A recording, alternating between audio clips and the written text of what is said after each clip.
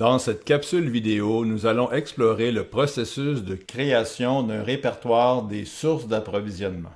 Avant de débuter le processus de création du répertoire des sources d'approvisionnement pour un article donné, allons vérifier les fiches info-achat qui existent déjà.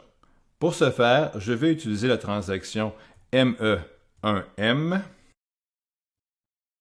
et l'article que je vais utiliser sera le 50R300 dans la division 50PT.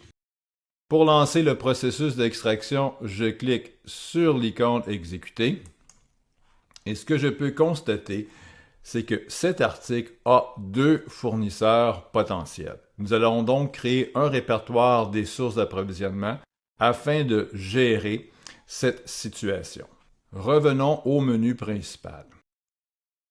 Pour accéder à la transaction de création d'un répertoire des sources d'approvisionnement, suivez le chemin Logistique, Gestion des articles, Achat, Données de base, Répertoire des sources d'approvisionnement, Gérer. C'est la transaction ME01. Je peux donc double-cliquer sur la transaction pour lancer son exécution. Nous avons donc dit que nous utiliserons dans cet exemple l'article 50R300 dans la division 50PT. Donc, on doit préciser le code de l'article ainsi que la division et on clique sur le crochet pour poursuivre le processus. Dans ce formulaire, nous devons définir pour chacun des fournisseurs potentiels une date de validité, c'est-à-dire une date de début et une date de fin des instructions que nous allons noter dans le répertoire des sources d'approvisionnement. Une façon très simple d'aller chercher automatiquement les fiches info-achat que nous venons juste de voir est de cliquer ici sur l'icône en forme de rond rouge et blanc. Ceci nous amène premièrement un écran qui nous demande de préciser les dates de validité que l'on veut aller extraire. Donc, on peut accepter les valeurs par défaut, la date du jour jusqu'à très loin dans le futur. Et on clique sur le crochet pour poursuivre.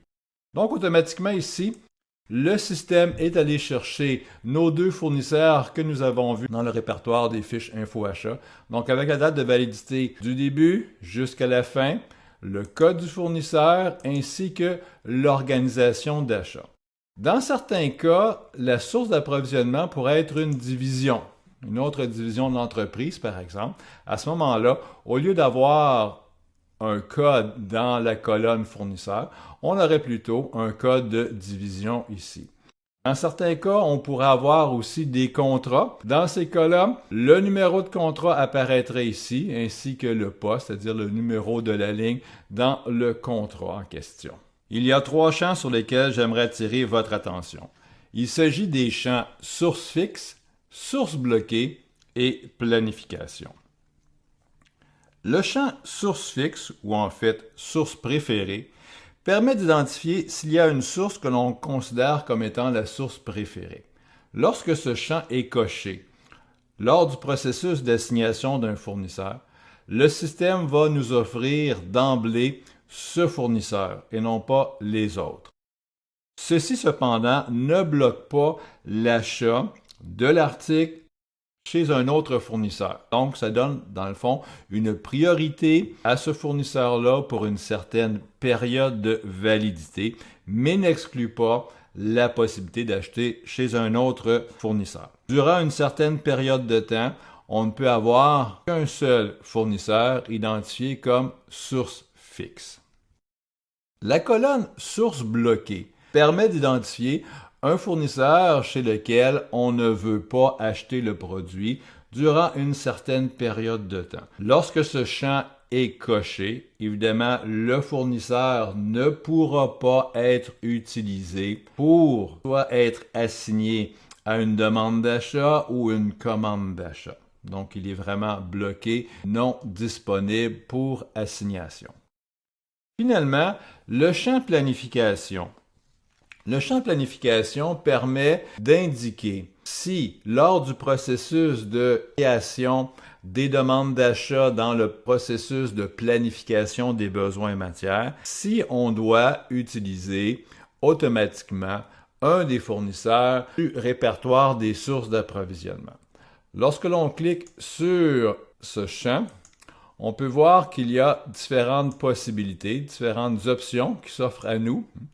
Lorsque le champ demeure à blanc, c'est non pertinent, donc c'est inutile pour la planification des besoins matières. Cependant, lorsque le choix 1 est sélectionné, à ce moment-là, ce fournisseur sera choisi pour être assigné automatiquement aux demandes d'achat qui sont créées par le processus de planification des besoins matières. Le choix numéro 2 a une utilité similaire, mais il s'applique essentiellement au programme de livraison automatique. Donc, on pourrait, par exemple, identifier le premier fournisseur comme étant pertinent pour la planification. On pourrait, par exemple, le mettre comme source fixe ou source préférée, si vous voulez.